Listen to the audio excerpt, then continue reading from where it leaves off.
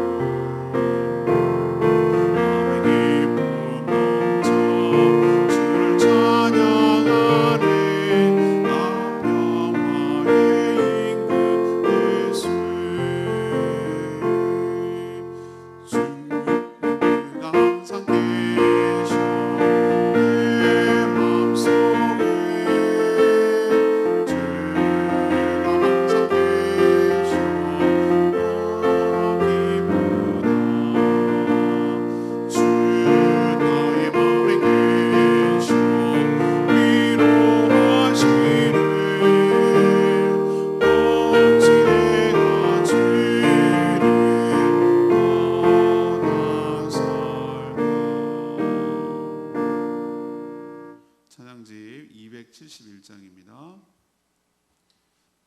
찬양집 271장 내가 너를 도우리라 271장입니다.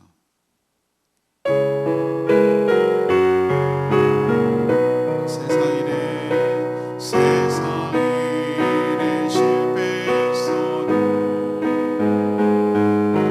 절망하지 말라.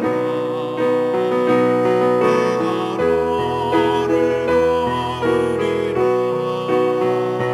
다시 일어서게 하리라. 질병이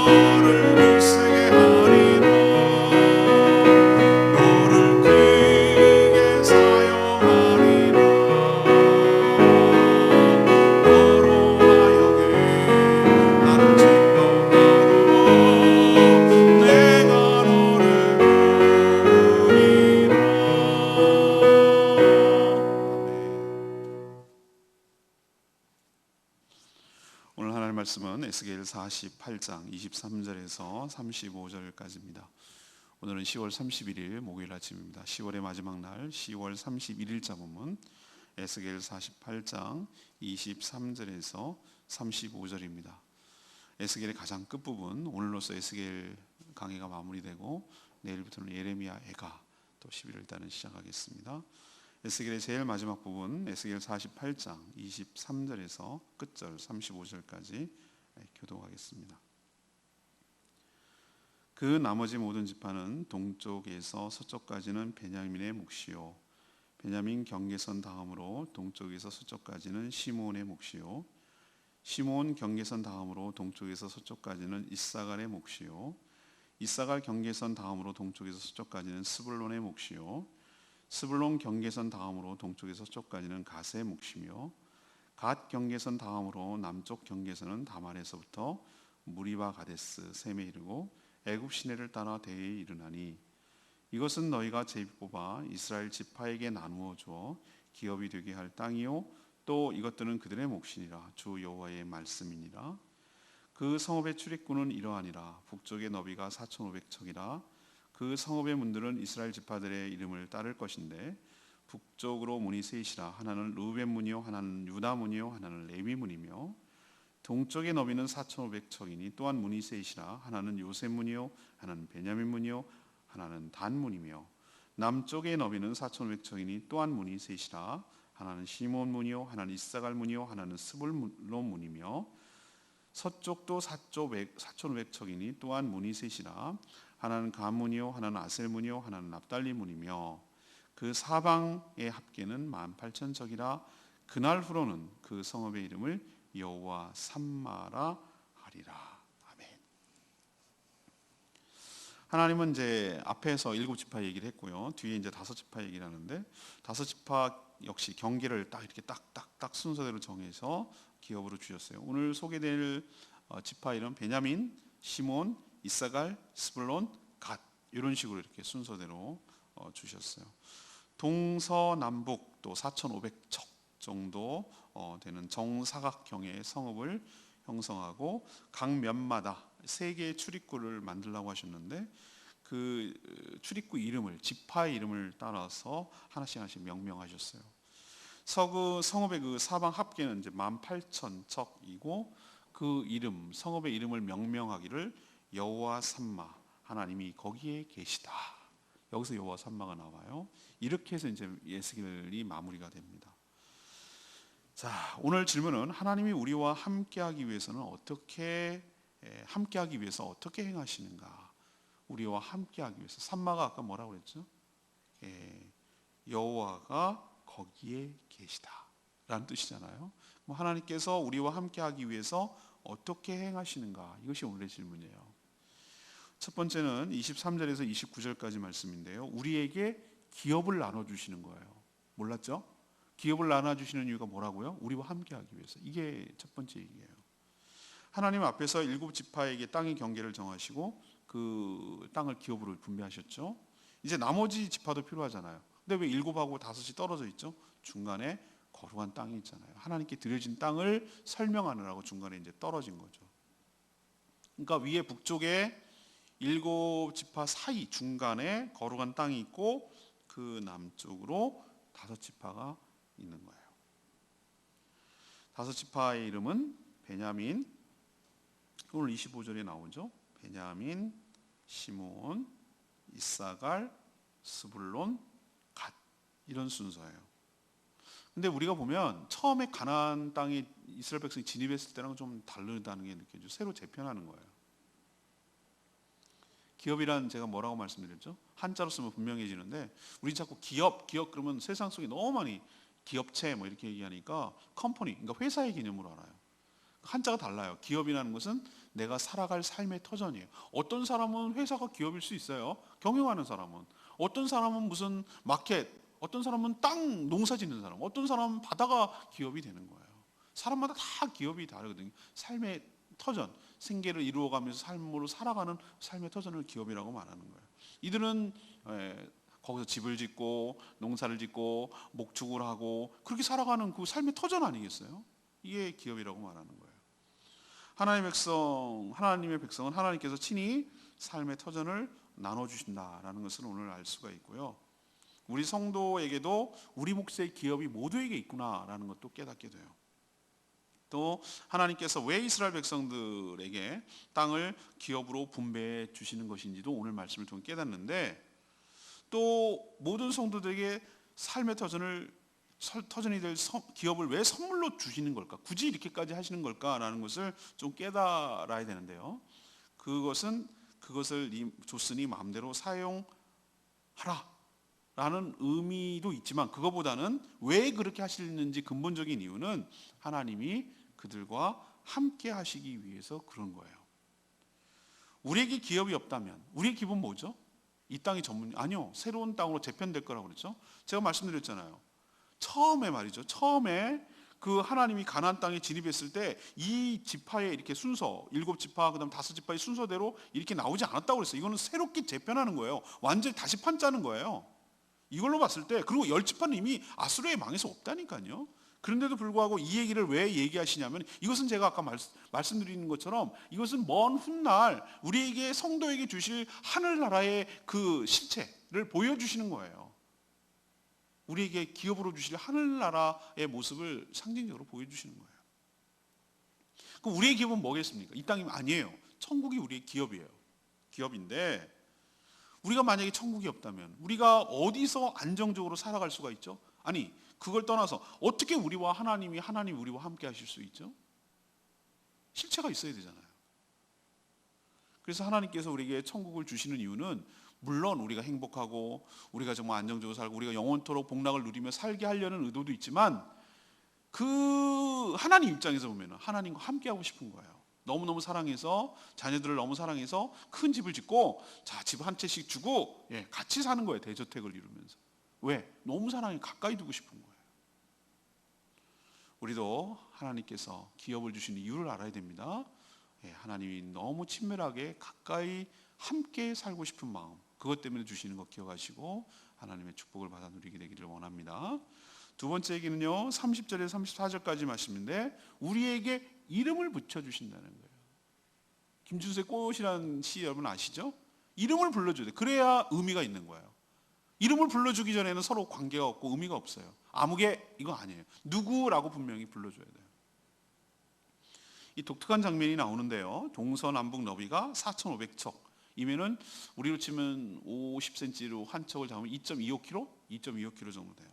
정사각형의 이 그 성읍이 딱 형성되는데, 각 방향마다 한 면이, 그러니까 세 개의 무늬를 두라고 그랬어요. 출입문을 두는데, 놀랍죠? 그 이름마다, 그 한 출입구마다 이스라엘 지파의 이름이 하나씩 이렇게 붙여져요. 우선 북쪽 볼까요? 루벤, 유다, 레위가 이제 북쪽이고요. 동쪽은 요셉, 베냐민, 단. 남쪽은 시몬, 이사갈, 스불론. 서쪽은 갓, 아셀, 압달리예요. 이름이 좀 특이한 건 뭐죠? 레위 지파도 들어가는데 요셉은 두 몫이 아니라 문일 때는 한 몫이에요. 그냥 말 그대로 딱 야곱의 12아들 이름이 딱 들어가는 거예요. 그러면 이름은 성읍에 누가 거주하는지를 보여주는 거잖아요. 출입문을 할 때, 우리도 뭐 무슨 문 할 때 그 누가 사는지를 보여주는 거잖아요. 이스라엘 12지파, 곧 택한 백성들이 산다는 뜻이에요. 그 성읍에. 우리 성도 역시 거주할 성읍이 있어요. 근데 놀랍죠? 제가 말씀드렸나요? 이 에스겔이 본 환상과 신약시대 그 시간의 갭이 엄청난데, 600년이 넘을 갭인데, 그 사도 요한이 본 계시록에서 본 환상이 똑같아. 계시록에서 그런 표현이 나와요. 계시록 21장 6절에 보면은, 16절에 보면은 그 정사각형 성읍이 나와요. 똑같아요. 이 모습이 어쩜 그렇게 같이 복사해 놓은 것처럼 똑같아요. 정사각형이란 뭐죠?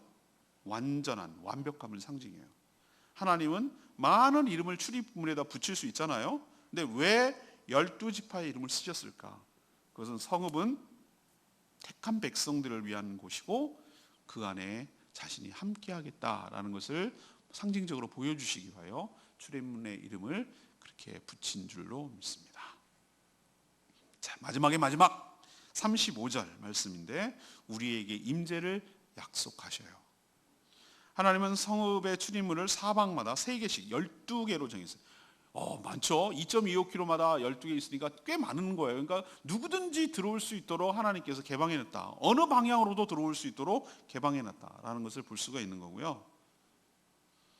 성읍의 전체 길이를 보니까 18,000척, 그러니까 9km 정도 된다고 봐요. 그런데 에스겔의 마지막은 이 성읍의 이름, 이 네모난 정사각형의 성읍의 이름을 명명하는 것으로 마치게 되는데, 여기서 여호와 여러 이름 중에서 여호와 삼마라는 말이 여기서 나오는 거예요. 여호와 삼마. 우리도 뭐 여호와 이레, 여호와 니시 뭐 이런 거 여러 가지 많이 좀 들어보셨죠? 근데 바로 여호와 삼마는 여기서 나와요. 여호와께서 거기에 계신다. 이게 여호와 삼마예요. 이것이 그토록 오랜 세월을 걸쳐 기다리시고 또 이토록 많은 환상을 통해서 에스겔에게 보여주신 이유가 결론적으로 여기에 있다는 거예요. 여기에 하나님은 하나님의 백성들과 함께 하고 싶어서 성전도 만드시고 거기에 들어가시고 거기에 임재하시고 그 영광을 보여주시고 물이 흘러가도록 하시고 이 모든 것들을 했던 이유가 뭔가? 거기에 계시기 위해서, 백성들과 함께 하기 위해서. 이를 위해서 이스라엘 백성들 선지자를 통해서 경고하셨고, 또 때로는 채찍과 매를 들어서 망하게 해서 포로로 끌려가게 하셨고, 다시 불러서 새로운 성을 만들게 하셨고, 이 모든 작업들 하나님께서 열심히 우리 주도가 아니라 하나님이 주도해서 이끌어 가시는 그 궁극적인 목적이 뭡니까? 자신들의 백성들과 영원토록 함께 거하시기 위해서. 그래서 이런 일들을 행하셨다는 것을 알 수 있습니다. 이 모든 것은 그만큼 우리를 뭐하기 때문입니까? 사랑하기 때문이죠. 사랑하지 않으면 영원히 함께 살 수 없죠. 여러분도 아시잖아요. 불편한 사람과 어떻게 한 지붕 속에서 같이 살겠어요? 그것도 영원토록. 힘들어요. 근데 너무너무 사랑하면 늘 같이 있고 싶고 함께 있고 싶죠. 예수님은 지금도 우리의 거처를 짓고 계세요. 예수님 가실 때 뭐라고 했죠? 내가 너희들의 거할 처소를 만들기 위한 것인데, 처소가 이제 그려지죠? 이 처소가 우리가 거할 처소예요. 하나님이 지금 다 성전을 만드시고 이렇게 하고 이렇게 준비하고 성읍도 만드시고 막 이런 얘기가 뭘 것 같아요, 여러분들? 전 천국을 미리 그린다고 생각하거든요. 예수님이 다시 갔다가 너희들이 거할 거처를 만들고 처소를 만들고 내가 너희들을 데리러 오겠다고 그랬거든요. 지금 예수님께서 뭐 하고 계실까? 하늘에서 중보기도 하실까? 그것도 해요. 근데 예수님은 지혜라고 그랬죠. 말씀을 천지를 창조하셨다고 했잖아요. 새로운 세계를 지금 짓고 계신 거예요. 새로운 우리가 전혀 다른 차원에서. 다른 별나라가 정도가 아니라 새로운 세계, 새로운 차원에서 뭔가 실체가 있는 천국을 지금 만들고 계시다고 저는 확신해요. 지금 이런 세계가, 이런 우리가 겪고 있는 이 세계가 완전히 질서가 재편되는 거예요. 이스라엘 12지파가 완전히 새롭게 다시 판을 짜듯이 이 세계가 무너지고 새로운 다른 차원의 세계가 우리에게 주어지고 주님과 더불어 영원히 함께 살게 될 거예요. 주님이 다시 오셔서 우리를 거기로 인도해 가실 거예요. 그것이 우리가 성도들이 누리게 될 거룩한 성, 여호와 삼마라고 불리는, 하나님이 거기 계시다고 말하는 그 성에서 우리가 살게 될 줄로 믿습니다. 역시 저는 레마의 말씀인 35절 말씀, 그 사방의 학계는 18,000척이라 그날 후로는 그 성읍의 이름을 여호와 삼마라 하리라. 에스겔의 시작은 여러분 기억이 깜깜하시죠? 작년에 했으니까 우린 중간부터 다시 시작했잖아요. 에스겔을 48장까지 끌고 오면서 시작은 어떻게 시작되는 줄 알아요? 몹시 탄식과 절망 그 자체였어요. 그러나 마지막은 뭐로 끝납니까? 소망으로 끝나요. 소망으로. 아기는 어디가 가장 행복하다고요? 엄마 품에 있을 때 최고로 행복한 것처럼 우리 인간은 하나님 품에 있을 때 가장 편하며 안전하며 행복한 법입니다. 하나님, 우리가 살게 될 바로 그 천국에 함께 계실 것을 미리 보여주시고 또 미리 약속하시는 말씀입니다. 빛이 없는 것이 뭡니까? 그걸 어둠이라고 말해요. 빛이 없는 것을 어둠이라. 빛이 없으면 어둠이고요. 빛이 있는 순간 그때부터 어둠이 아니에요. 하나님이 없는 그곳이 전 지옥이라고 생각해요. 어디냐고 자꾸 위치로 관심 마세요. 어느 별자리에 몇 광년이 떨어지, 이거 정말 유치하게 잘라. 그런 차원이 재편된다니까요. 몇 광년 떨어지고 이런 개념이 아니라니까요. 완전히 새로운 세계라니까요. 수족관에 사는 물고기가 바다에다 던져지는 거예요. 그럼 완전히 다른 세계잖아요. 물고기가 육지에서 올라온다고 생각하면 다른 차원 아니에요? 그런 거와 비슷한 거예요. 그럼 어디가 행복한가? 인간의 모든 문제는 여호와 삼마, 하나님, 여호와 하나님께서 우리와 함께 계실 때, 함께 계셔야만 인간의 모든 문제가 다 풀리고 진정으로 행복한 삶을 살 수 있게 되는 것 기억하시고, 여호와 삼마의 하나님을 사모하시고 그날을 기억하시고 그렇게 살아가는 저와 여러분 되기를 소망합니다. 자, 오늘 질문 들어가겠습니다. 마지막 2조 에스겔. 하나님 우리와 함께하기 위해서 하나님 어떻게 행하십니까? 첫 번째, 우리에게 뭘 주신다고요? 살 터전 기업을 나눠주신다. 그 기업은 완전히 새로운 기업이다. 천국이다. 두 번째는 하나님께서 우리의 이름을 붙여주신다. 우리가 살 곳에 이름을 붙여주신다. 그게 바로 우리의 이름이다. 우리가 성도의 지파로서 들어가는 것이죠. 그 안에 택한 백성으로 들어가는 것이죠. 세 번째는 뭡니까? 여호와 삼마, 하나님의 임재, 거기 함께 계시다고 약속해 주셔서 그 약속을 실현하는 것이죠. 우리도 이런 축복을 누리고 살아가는 존재임을 기억하고 하나님 은혜 가운데 살아가게 되기를 간절히 축복합니다. 예, 오늘 말씀 붙들고 기도하기 전에 찬양집 271장 부르고 기도하겠습니다. 찬양집 271장입니다. 찬양집 271장 내가 너를 도우리라. 이 찬양 같이 힘차게 부르겠습니다. 세상 일에 실패 있어도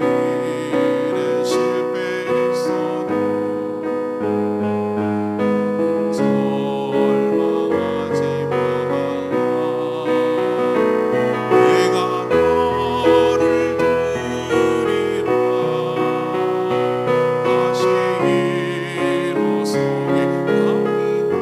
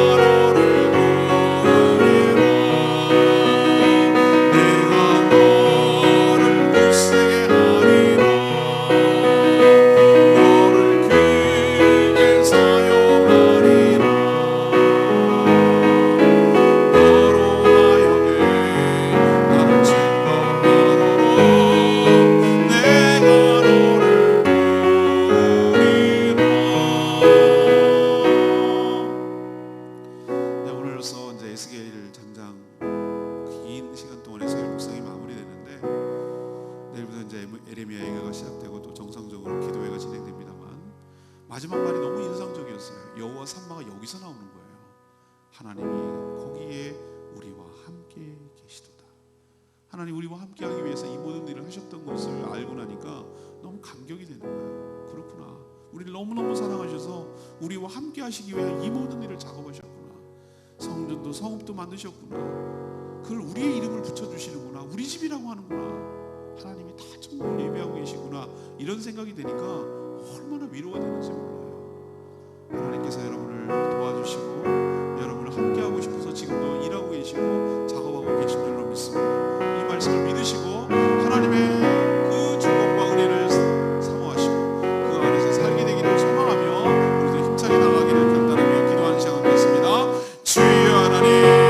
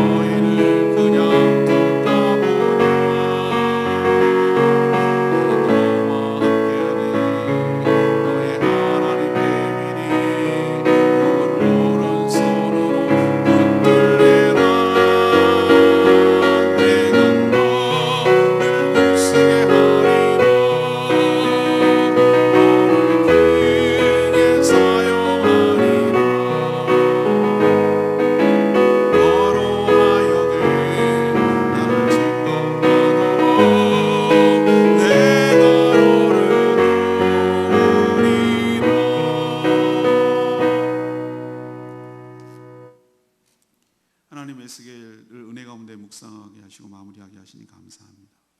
우리에게도 삶의 터전 곧 천국을 우리의 몫으로 주실 줄 믿습니다. 12지파의 이름의 출입문처럼 하나님의 도성하에 들어가기 위해서는 하나님의 택한 백성이 되어야 하고 우리가 사는 집이라고 우리의 이름을 붙여주실 줄 믿습니다. 여호와 삼마, 하나님이 거기 계실 것이다. 우리가 바로 가게 될 천국에 하나님이 우리와 함께 계실 줄로 믿습니다. 너무도 우리를 사랑하셔서 영원히 우리와 함께 하시는 하나님의 은총이 느껴집니다. 그러니 아무리 절망스러워도 아무리 힘들어도 소망을 가지고 믿음으로 인내하며 차지하게 하여 주시옵소서. 우리에게 주실 축복을 바라보며 믿음으로 살아나가는 저희들 되게 하여 주시옵소서. 10월이 이렇게 마무리됩니다. 하나님 은혜 가운데 살았습니다. 이제 2달 남았습니다. 내일부터 시작될 11월도 주님 손에 맡깁니다. 첫날부터 마지막까지 주님 손에 이끌려 주님과 동행하는 삶이 되게 하여 주시옵소서. 오늘도 간구하는 기도마다 응답하시고 기도조차 못하는 자들 대신하여 기도할 때 그 기도 역시 응답하여 주시옵시고 주님의 뜻이 무엇인지를 잘 분별하며 그 뜻에 순종하며 살아가는 저희들 되게 하여 주시옵소서. 내일 11월 첫날 하나님 11월 한 달도 주님의 은혜 가운데 살기를 바라고 또 내일부터 시작될 2019 단일 기도회도 축복하시고 모든 성도들이 주실 은혜를 사모하며 기쁜 마음으로 동참하며 하나님 예비하신 은혜를 충만히 누리며 또한 우리가 작정하고 기도하고 영혼권을 위해서 힘쓰고 있는데 저희들이 또 VIP로 섬기고 있는 모든 영혼들이 주님께로 돌아와 복음을 듣고 변화되는 역사가 있도록 축복하여 주시옵소서. 모든 것들을 주님께 맡기었고 예수 그리스도의 이름으로 축복하며 기도합니다. 아멘. 오늘 하루도 주님의 은혜 가운데 살아가게 되기를 축복합니다. 내일부터 이제는 녹화가 아닌 정상적으로 기도되고 오늘로 에스겔이 마무리되고 내일부터는 에레미야 애가 또 시작되겠습니다. 사모하는 마음으로 또 내일 뵙도록 하겠습니다. 끝까지 기도해 주시기 바랍니다. 충분히 기도하고 하루 시작합니다.